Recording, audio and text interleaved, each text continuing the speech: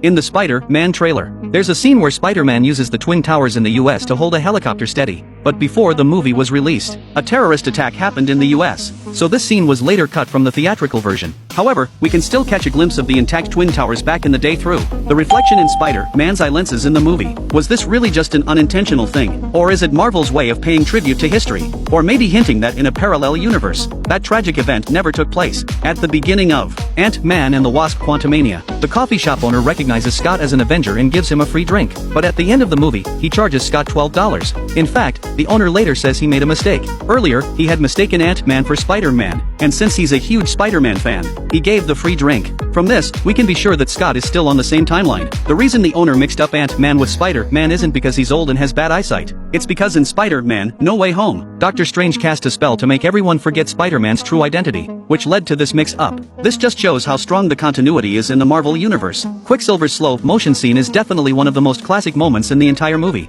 and even the whole X-Men series. There are multiple details packed into just a few minutes. In the first few seconds of the scene, you can see Wolverine's claws slicing through water droplets. This detail actually sets the tone for Quicksilver's speed, because, in reality, Wolverine's claws extend and retract in an instant. By deliberately putting this slow motion shot of the claws extending at the start of the sequence, it directly shows just how fast Quicksilver is. For a long time, did you all think that only Iron Man ever hurt Thanos? Well, that's a big mistake. In Avengers, Captain America picks up Mjolnir and goes one-on-one with Thanos. The moment the hammer comes down, Thanos' saliva gets knocked flying. You can't see this detail without slowing down the footage. Then there's Thor. In Avengers: Infinity War, he gets his new weapon, Stormbreaker, teleports to the Wakanda battlefield, first clears out Thanos' minions, and then slams the axe into Thanos' right chest. That axe wound hurt Thanos. So, Iron Man, Captain America, and Thor are the Avengers who successfully hurt Thanos. In Guardians of the Galaxy Volume 2, after Nebula is captured, she keeps thinking about a fruit called yarrow root but never gets to have it. This yarrow root is like an alien radish, and it tastes extremely bitter when unripe. In Guardians of the Galaxy, Rocket tells Groot not to drink the water from the fountain, but Groot argues that he didn't. But the next second,